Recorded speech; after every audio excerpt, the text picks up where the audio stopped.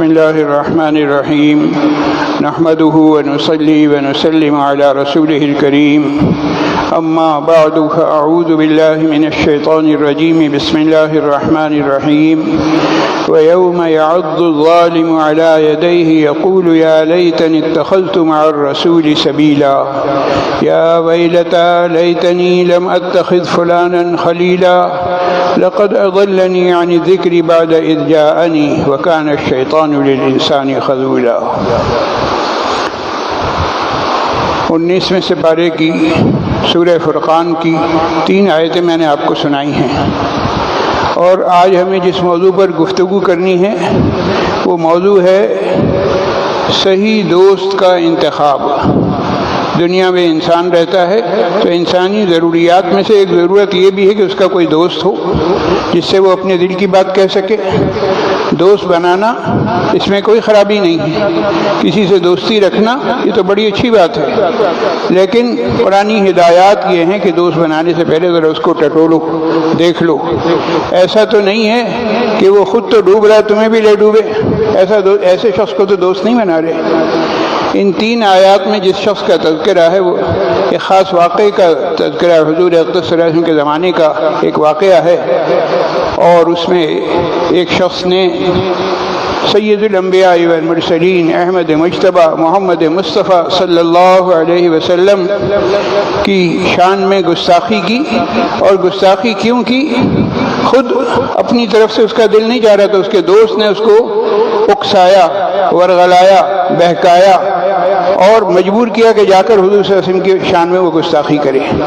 تو ان 3 آیات میں اسی کا تذکرہ ہے، لیکن مفسرین نے لکھا ہے کہ آیت کے الفاظ عمومی ہیں، اور جب عمومی ہیں تو اس کا مطلب ہے کہ اس کا حکم بھی عام ہے، عام لوگوں سے کہا جا رہا ہے۔ وہ ایک واقعہ تو اپنی جگہ ہو گیا، قیامت تک آنے والے مسلمان اس واقعے کو سامنے رکھ کے سبق سیکھیں کہ دیکھیں غلط دوست انسان کو جہنم تک کس طرح سے لے جاتا ہے۔ قرآن کہہ رہا ہے کہ قیامت کے حالات بیان ہو رہے ہیں، اور قرآن کہہ رہا ہے کہ دیکھو اس وقت کو یاد کرو، قیامت کے دن کو، جب ظالم اپنے ہاتھوں کو اپنی دانتوں سے کاٹے گا۔ انسان بہت زیادہ مجبور ہو جائے، کچھ کرنا چاہے کچھ نہیں کر سکتا، اور تکلیف ہے شدید، اور جہنم کا عذاب اس پر مسلط ہو رہا ہے، کچھ نہیں اس کا بس چلا، تو اپنے ہاتھ سے لے کر اپنے دانتوں سے اپنے ہاتھ کیوں کاٹ رہا ہے۔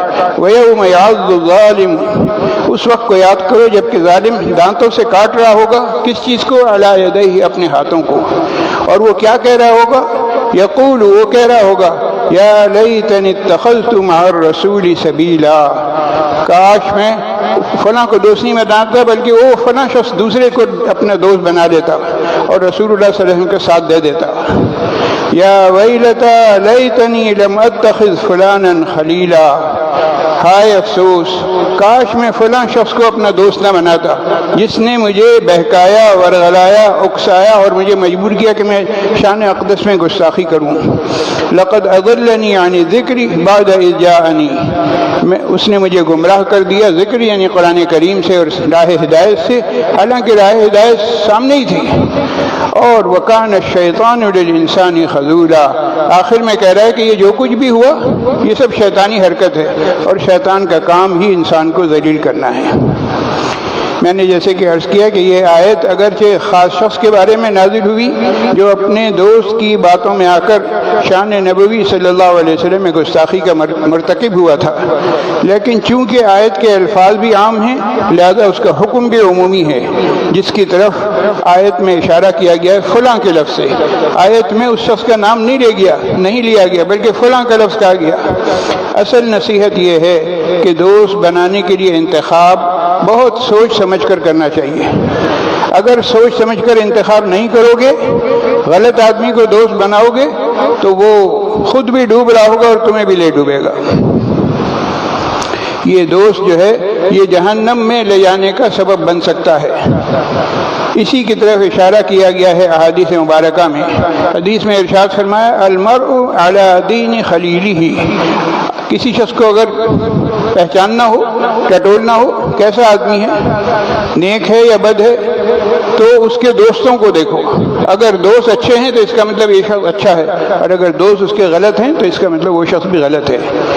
کہیں ایسا نہ ہو کہ آج دوست بنا لیا اور کل قیامت کے دن سر پکڑ کر بیٹھا ہوا ہے اور کہہ رہا ہے کاش میں اس کو دوست نہیں بناتا۔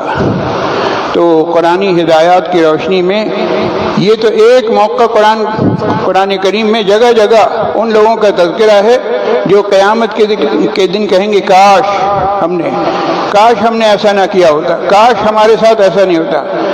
تو یہ علماء نے اس کی ایک فہرست بنا کر دی ہے کہ کس کس موقع پر کس کس طریقے سے انسان قیامت کے دن ایسا کہے گا۔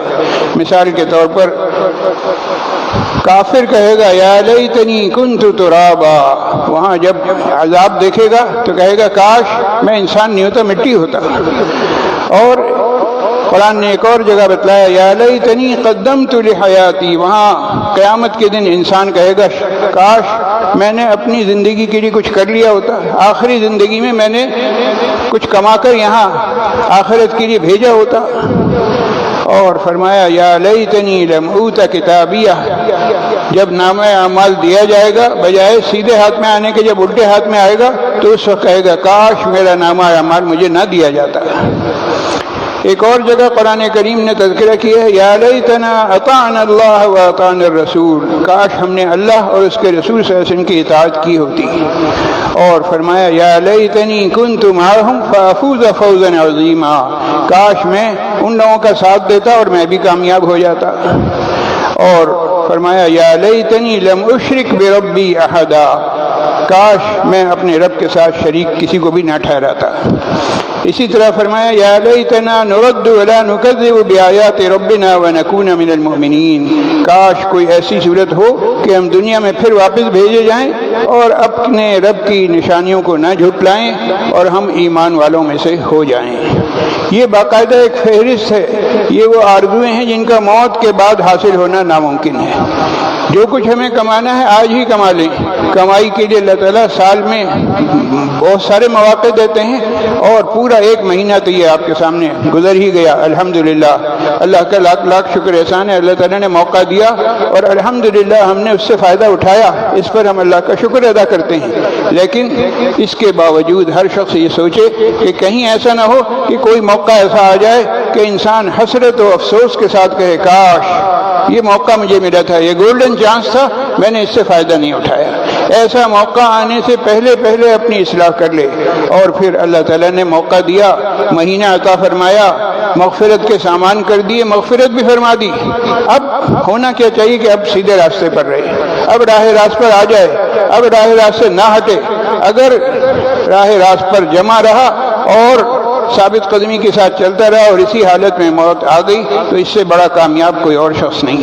اور اگر خدا نہ خواستہ نفس و شیطان کے بہکاوے میں آ کر ماحول معاشرے سے متاثر ہو کر پتہ چلا کہ اب تک تو اعتکاف میں بیٹھے ہوئے تھے، اب تک تو یہ نیکیاں کما رہے تھے، ماشاءاللہ سے چہرے پر نور بھی آ گیا تھا، اور اعتکاف سے باہر نکلے تو پتہ چلا کہ صاحب فوراً ماحول کا معاشرے کا اثر ہو گیا۔ وہ جو چند بال آ گئے تھے چہرے پر، جو نور آ گیا تھا، سارا نور ختم کر دیا اپنے ہاتھوں۔ اب بتائیے جب ہم اپنے پاؤں پر خود کو ڈاڑی ماریں گے تو پھر اس کے بعد ہم کسی اور کو ذمہ دار نہیں ٹھہرا سکتے۔ لہذا ہر عمل سے پہلے سوچنے کی ضرورت ہے کہ میں کیا کر رہا ہوں، اور خاص طور سے جہاں سے بات شروع کی گئی تھی وہیں ختم کر رہا ہوں، خاص طور سے دوست بنانے میں بہت سوچ سمجھ کے کام لیا جائے، صحیح دوست کا انتخاب کیا جائے۔ ایسا نہ ہو کہ کوئی کسی غلط شخص کو ہم دوست بنا لیں اور وہ غلط شخص ہمیں بجائے راہ راست پر استقامت کے ساتھ قائم رہنے میں ہماری مدد کرنے کے، ہمیں راہ راست سے ہٹانے کا کہیں ایسا نہ ہو کہ وہ سبب بن جائے۔ اس سے ہمیں پناہ مانگنی چاہیے اور آخرت کے پچھتاوے سے بچنے کی فکر کرنی چاہیے۔ اللہ تعالیٰ اس کے مطابق مجھے بھی عمل کی توفیق نصیب فرمائے اور آپ تمام حضرات کو بھی۔ وآخر دعوانا ان الحمد للہ رب العالمین۔